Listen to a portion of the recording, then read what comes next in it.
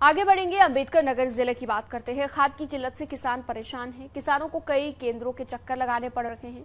परेशान हो चुके हैं किसान और साथ ही किसानों को मदद कहीं से नहीं मिल पा रही है। जिले के सहकारी समितियों पर डीएपी खाद नहीं मिलने की वजह से ये परेशानी हो रही है।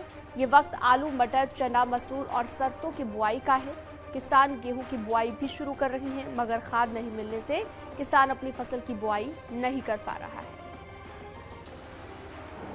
वर्तमान में जो हमारी बुआई चल रही है, फास्फेटिक फर्टिलाइज़र का इस्तेमाल ज़्यादा होता है। फास्फेटिक फर्टिलाइज़र मुख्य रूप से आप अपने जनपद की बात की जाए तो डीएपी या एसएसपी के रूप में इसकी आपूर्ति की जाती है, पूर्ति करते हैं हमारे किसान, इसका यूज़ करते हैं। तो यदि हम गत माह अक्टूबर तक की स्थिति देखें तो जो हमारा टारगेट था 5200 मेट्रिक टन के करीब जो है यूरिया का, तो जो हमारे सामने आंकड़े हैं। ये सब घर से ही हैंडीक्राफ्ट का बिजनेस करके हर महीने लाखों कमाते हैं। आपको भी ये करना है, इनसे सीखना है तो फ्रीडम ऐप को अभी डाउनलोड कीजिए। तो उसके सापेक्ष हमारे पास यदि यूरिया भी एक मुख्य उर्वरक है, इसका भी इस्तेमाल करते हैं, तो यूरिया मोर देन सफिशिएंट लगभग जो है कि हमारे पास 12,000 मेट्रिक टन उपलब्ध थी। उसी प्रकार से डीएपी में 2700 मेट्रिक टन लक्ष्य था माह अक्टूबर की बात की जाए तो उसके सापेक्ष हमारे पास 5,000 मेट्रिक टन उपलब्ध थी ये। लेकिन यदि अब माह नवंबर प्रारंभ हो गया है, माह नवंबर तक का जो लक्ष्य देखा जाए तो 8,000 मेट्रिक टन हो जाता है।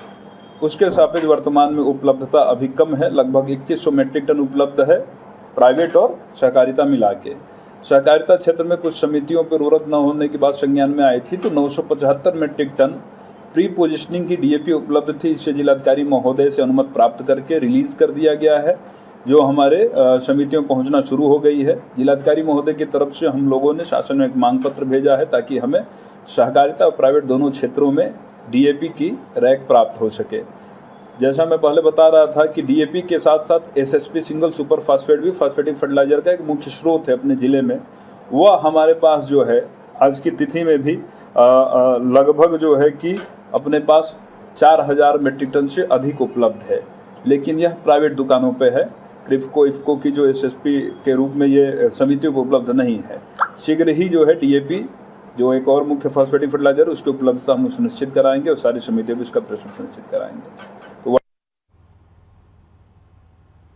बरेली में सरकारी गोदाम पर एमआरपी से अधिक दामों में खाद बेचे जाने का मामला सामने आया है, जिसका वीडियो सोशल मीडिया पर वायरल हो रहा है। किसानों ने सहकारी समिति पर अवैध वसूली करने का आरोप लगाया है और मामला देवरनिया इलाके के दम खोदा ब्लॉक का है। अवैध वसूली को लेकर किसानों ने कृषि निदेशक और उप जिलाधिकारी से शिकायत कर कार्रवाई की मांग की।